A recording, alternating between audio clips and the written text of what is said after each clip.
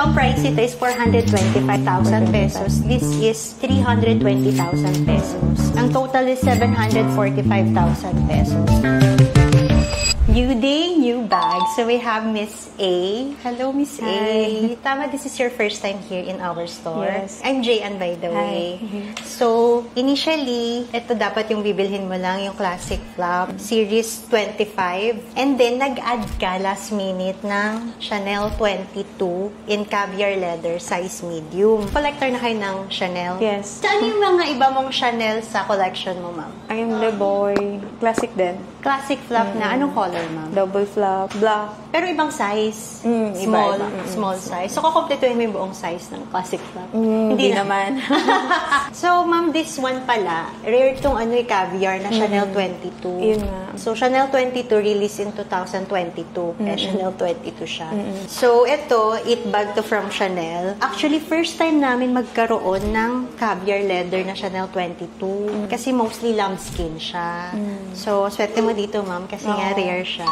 Tsaka, this is medium size. Normally, small size lang din yung meron kami. And this is in microchip na. So, under 5 years warranty siya ni Chanel. Pero, wala pa naman ako na-handle ng mga nasira na bags. Kaya parang yung nila, 5 years warranty is just formality na ginagaranty nila na up to 5 years yung hardware, yung leather nila, kaya nila guarantee yung quality. Pero I'm sure, more than 5 years pa itatagal, no? Chanel. Meron pa nga a lifetime. Lalo yung mga vintage pieces nila. Kapag mag-avail ka ng warranty nila, ipapadala siya sa flagship store nila sa France. If ever magkaroon tayo ng problem dito, sa amin mo na lang dalhin, ma'am. And then, i-contact namin sa shopper namin sa Paris. Sige. Tapos, dito naman tayo sa Classic Flap. This is the medium size, the classic of all classics. So, dati mo yung first Classic Flap ko, binili ko siya year 2016 sa Rue Cambon, Paris. So, pinipilit pa ako ng husband ko noon before na mag-invest sa Classic Flap. Tapos, yung bili ko noon, 200,000 pesos lang.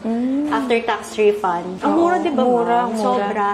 Ngayon yung 200,000, mga vintage pieces na lang yun Tapos, tinry ko yun is-sell, siguro mga after 2 years. Tinry ko lang, pinost ko sa carousel, pinag-aagawan. Pinost ko ng 250. Doon ko na-realize na grabe yung value, yung appreciation price ni Chanel na pinag-aagawan pa. So, sabi ko, tinake down ko kaagad yung post ko kasi natakot ako. Baka hindi na ako makabili ng same price. Sa condition naman niya, ma'am, okay naman. Kasi yung brand new ngayon, almost 700,000 pesos na. So, good deal na rin to. So, ito, ang price ito is 425,000 pesos. This is 320,000 pesos. Ma'am, anong mo pala? Mode of payment? Cash. Cash, ma'am.